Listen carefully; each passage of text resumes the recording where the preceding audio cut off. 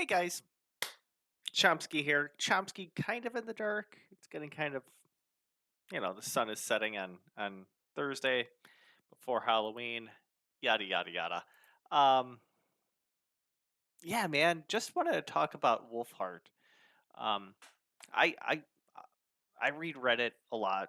I'm on it quite often, and there was some slander against Fjorad recently. Just called him like the worst mythic, yada yada yada. And I didn't comment on it. I frankly I don't think he's the worst mythic.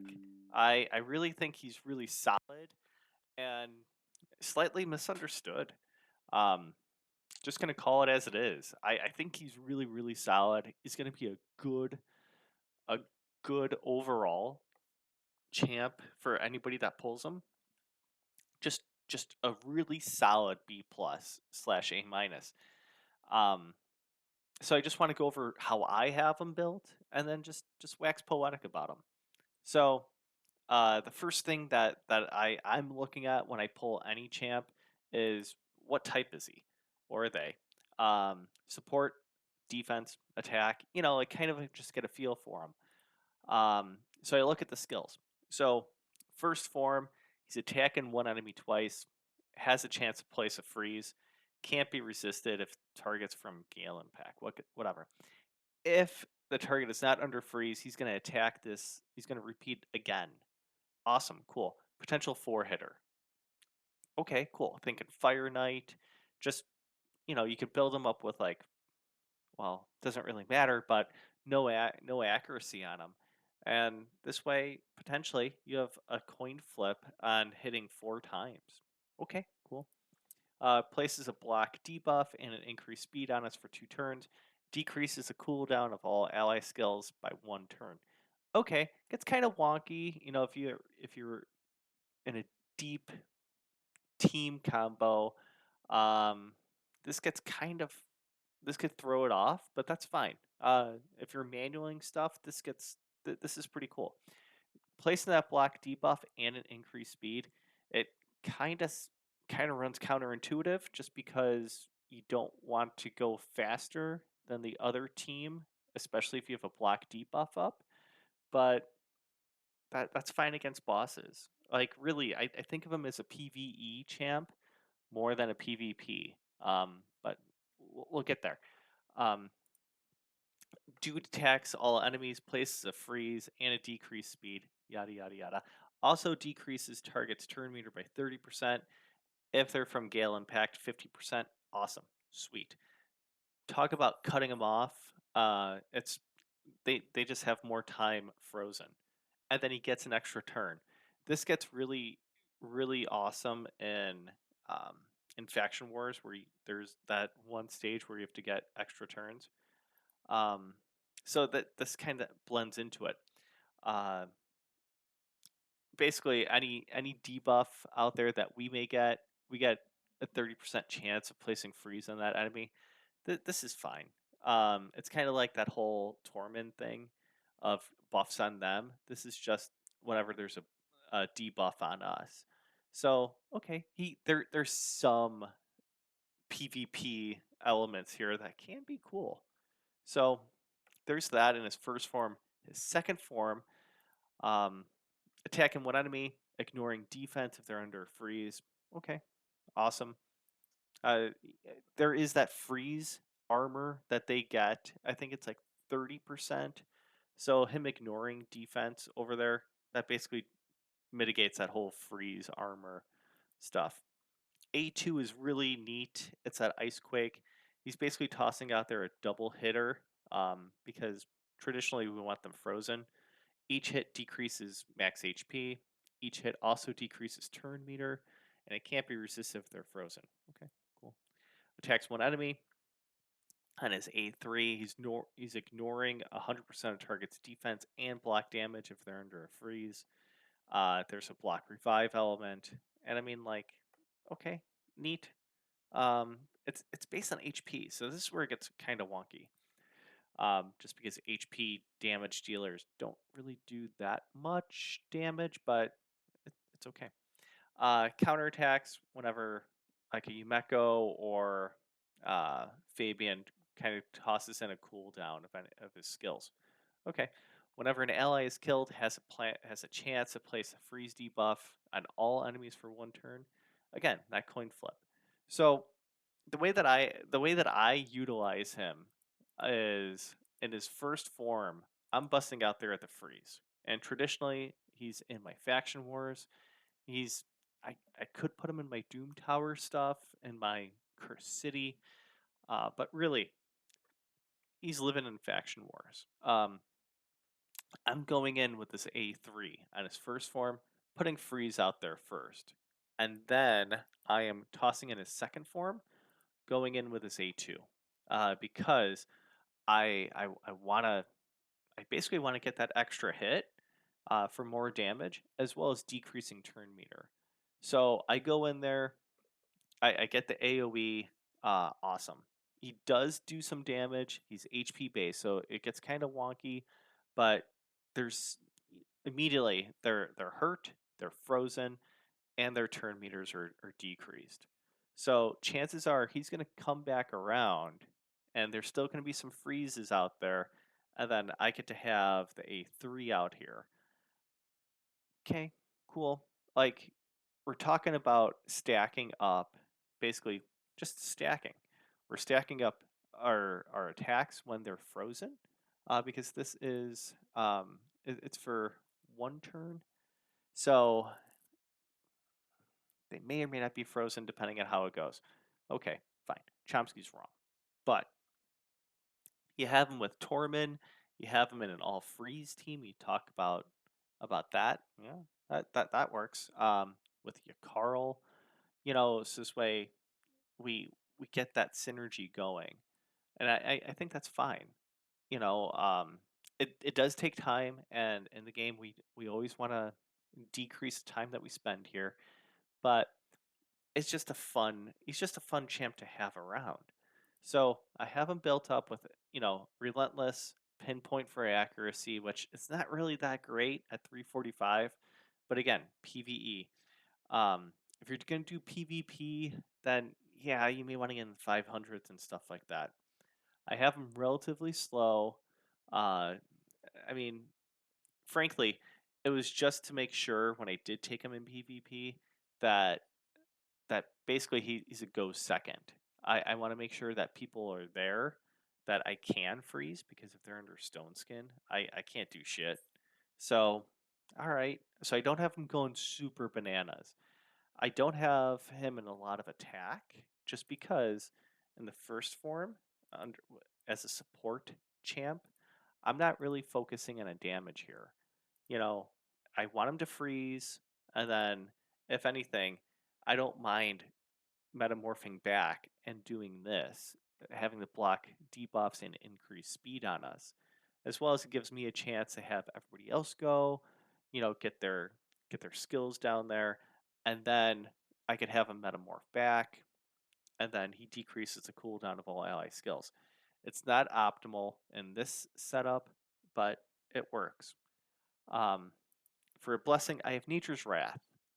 Primarily, it's just the freeze that I'm really landing on there and really wanting. There's also a decreased speed, uh, right?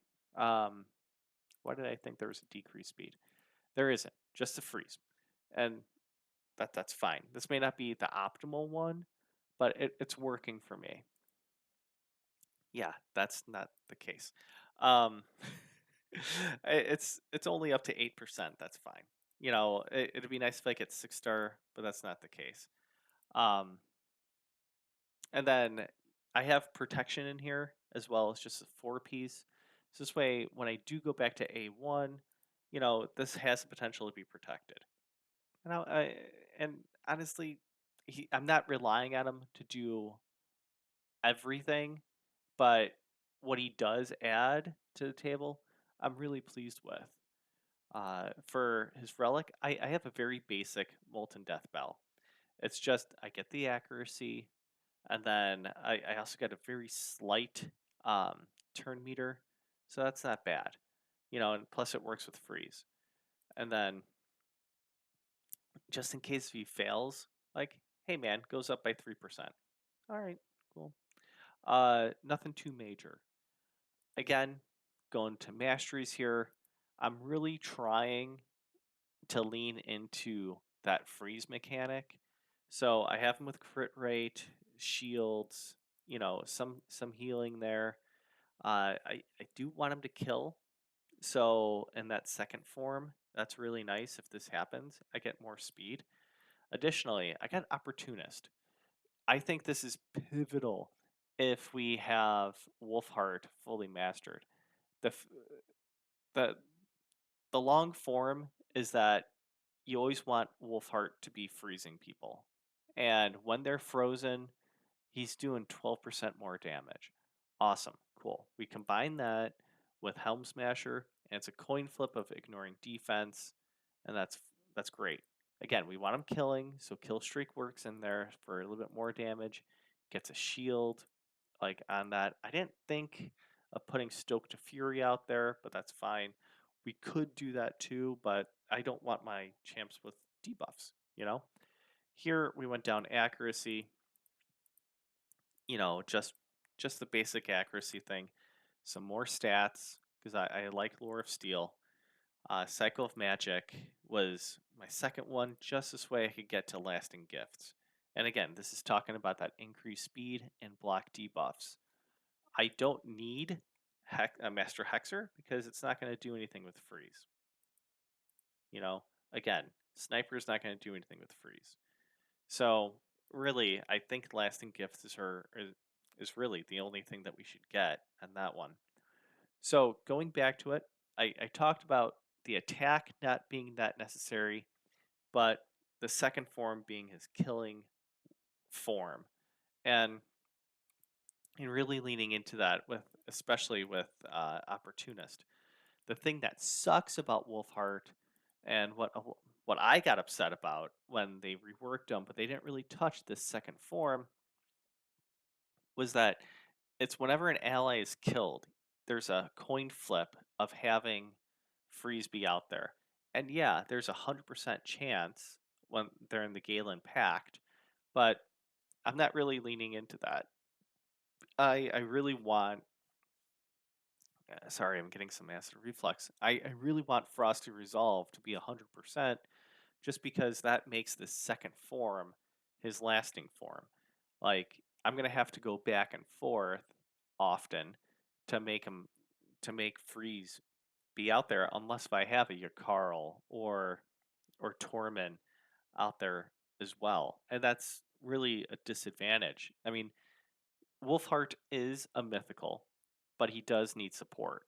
There's mythicals out there that are just standalones. Like I'm thinking of Sigfrund. Um, even a Fidus could be a standalone. With Wolfheart, he can't. Uh, he, it just doesn't work.